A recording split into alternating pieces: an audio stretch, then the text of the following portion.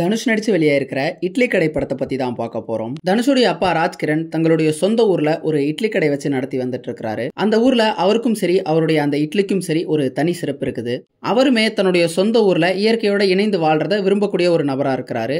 அவரை போலவே மற்றவங்களும் அவங்கவுங்களுடைய சொந்த ஊர்ல சொந்த நிலங்கள்ல வாழ்றது தான் ஒரு சிறப்பான வாழ்க்கையா இருக்க முடியும் அப்படிங்கிற ஒரு சிந்தனையை கொண்ட ஒரு நபரா இருக்கிறாரு. ஆனா அவருடைய மகனான தனுஷ்க்கு இந்த சிந்தனையில பெரிய அளவுல நம்பிக்கை கிடையாது. மாறி வரும் கால சூழலுக்கு ஏற்ப அவர் வெளியூருக்கு போகணும், வெளிநாடுகளுக்கு போய் பொருள் ஈட்டணும் அப்படிங்கிற ஒரு சிந்தனையை கொண்டவரா இருக்கிறாரு. அவர் ஆசைப்பட்ட மாதிரியே இப்போ வெளிநாட்டுல ஒரு பெரிய நிறுவனத்துல ஒரு பொறுப்புல இருக்கிறாரு. அவர் என்னதான் தான் ஆசைப்பட்ட மாதிரியே வெளிநாட்டுல ஒரு பெரிய பொறுப்புல இருந்தாலுமே கூட அவர் தன்னுடைய சொந்த ஊரை நினைச்சும் அந்த ஊர் குறித்தான நினைவுகள் நினைச்சும் இயங்கிக்கிட்டே இருக்கிறாரு. இப்படி இருக்கக்கூடிய நிலையில கதாநாயகன் தனுஷ் தன்னுடைய சொந்த ஊருக்கு மீண்டும் போக வேண்டிய ஒரு சிச்சுவேஷன் ஏற்படுது. அதன் பொருட்டு அவரும் அந்த சொந்த ஊருக்கு போறாரு. அங்க போன பிறகு என்ன நடந்தது அப்படிங்கறதா இந்த படத்தினுடைய மொத்த கதை. தனுஷ ஒரு நடிகரா அவருடைய சிறந்த பெர்ஃபார்மன்ஸை நம்ம பல படங்கள்ல பார்த்திருக்கிறோம். ஆனா இயக்குனரா தனுஷ் எடுத்திருக்கக்கூடிய இந்த 4 படங்கள்லயுமே பாத்தீங்க அப்படின்னா அவர் கலவையான விமர்சனங்களை பெற்ற ஒரு இயக்குனரா தான் இருக்கிறாரு. அவருடைய முதல் படமான பவர் பாண்டி விமர்சன ரீதியாகவும் சரி வசூல் ரீதியாகவும் ஒரு வெற்றி படமா அமைஞ்சது.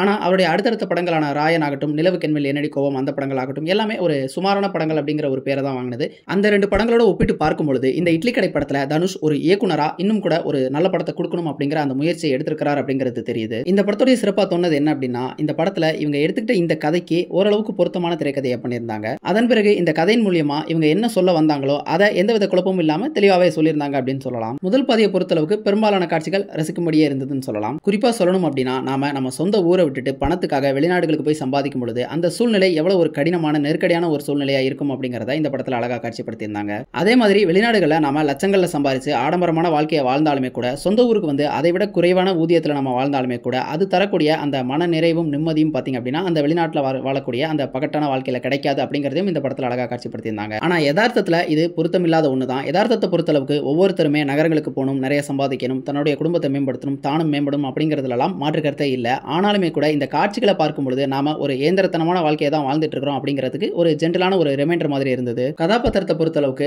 ராஜ்கிரண் கதாபாத்திரத்தை நல்லா வடிவமைச்சிருந்தாங்க. அந்த கதாபாத்திரம் பேசக்கூடிய வசனங்கள், அந்த கதாபாத்திரம் வரக்கூடிய அந்த காட்சிகள் எல்லாம் நல்லாவே இருந்தது. இந்த படத்துல அடுத்ததா ஒரு நல்ல கதாபாத்திரம் அப்படின்னா சத்யராஜுடைய கதாபாத்திரத்தை சொல்லலாம். ஒரு சில முக்கியமான தருணங்கள்ல அந்த கதாபாத்திரம் எடுக்கக்கூடிய முடிவுகள் இந்த படத்தை இன்னுமே கூட கொஞ்சம் சுவாரஸ்யப்படுத்திருக்குன்னு சொல்லலாம். இந்த படத்தினுடைய குறைகளா தோணுது என்ன அப்படின்னா முதல் குறை இந்த படத்துல கிராமத்து வாழ்க்கை தான் ஒரு மனிதனுக்கு சிறந்த வாழ்க்கையா இருக்க முடியும் அப்படிங்கிற அந்த கருத்தை முன்வைக்கிறாங்க.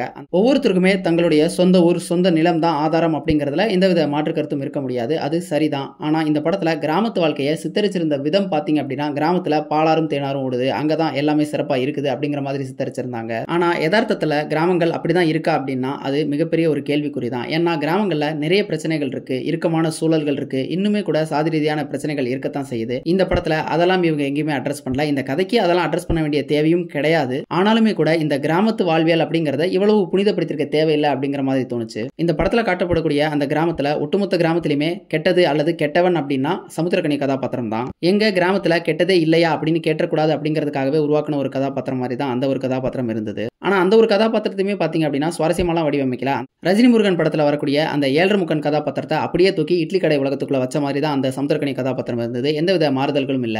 அடுத்ததா அருண் விஜய் கதாபாத்திரத்தினுடைய அந்த குணாதிசயம்லாம் நல்லாவே இருந்தது. ஒரு பணக்கார வீட்டு பிள்ளை அவன் எப்படி இருப்பான் அப்படிங்கறதெல்லாம் நல்லாவே இருந்தது. ஆனா அவன் ஹீரோவை எப்படி எதிர்த்தான் அப்படிங்கிற அந்த வில்லத்தனம் எல்லாம் குழந்தைத்தனமா தான் இருந்தது. அதெல்லாத்தையுமே இந்த படத்தினுடைய 2ஆம் பாதியில இன்னுமே கூட கொஞ்சம் சுவாரஸ்யப்படுத்திருக்கலாம். அதெல்லாத்தையும் அப்படியே மேம்போக்கா விட்டுட்டாங்க. இந்த படத்தினுடைய கிளைமேக்ஸை பொறுத்தளவுக்கு ஒரு ஹீரோ எப்படி வில்லனை வீழ்த்தனா அப்படிங்கிற மாதிரி இல்லாம ஒரு வித்தியாசமா ஒரு ஃபீல் குட் படத்துக்கு உண்டான ஒரு முடிவை இந்த படத்துக்கு கொடுத்திருந்தாங்க. அது ரசிக்கும்படியாவே இருந்தது. ஸ்டில் இந்த படத்துல ஒரு சில குறைகள் இருந்தாலுமே கூட இந்த முறை இட்லியை ஓரளவுக்கு வேக வச்சிட்டார் அப்படின்னு சொல்லலாம்.